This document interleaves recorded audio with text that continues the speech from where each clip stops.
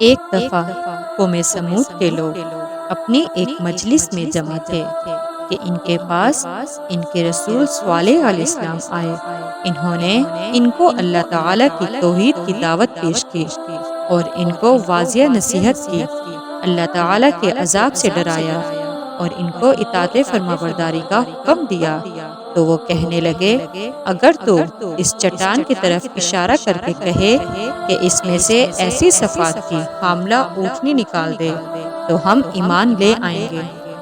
اور اونٹنی کی صفات بیان کرتے ہوئے کہا کہ وہ 10 ماہ کی حاملہ ہو، لمبے قد کی ہو، اور دیگر صفات کا ذکر بھی کیا۔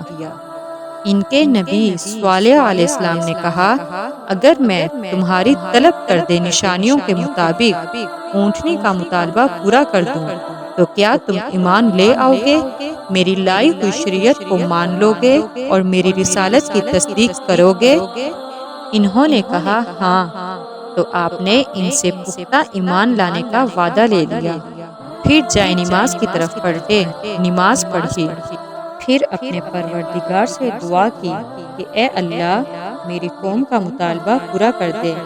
اللہ تعالیٰ نے چٹان کو پھٹنے کا حکم دیا اور اس سے بہت بڑی اور 10 ماہ کی حاملہ اونٹنی نکلی جو ان کے مطالبے کے عین مطابق تھی۔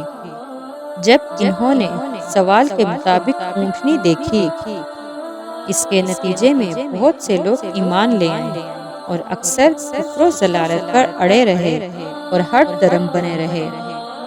قوم سمود کے سرداروں میں اور بھی بڑے بڑے لوگوں نے اسلام قبول کرنے کا ارادہ کیا، لیکن ان کو بتوں کے پجاریوں نے روکا۔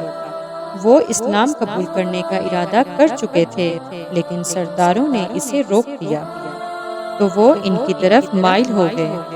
قوم سمود کے عزیز نے ایمان قبول کرنے کا ارادہ کیا۔ اگر وہ نبی کی دعوت پر لبیک کہتا تو صالح علیہ السلام ہم میں غلبہ حاصل کر لیتے، اور وہ اپنے ساتھی صالح علیہ السلام کے برابر ذوق کو نہ سمجھتے، لیکن آل حجر کے گمراہ لوگوں نے ہدایت کے بعد منہ موڑا اور مکھی کی طرح الگ ہو گئے۔ جزاک اللہ۔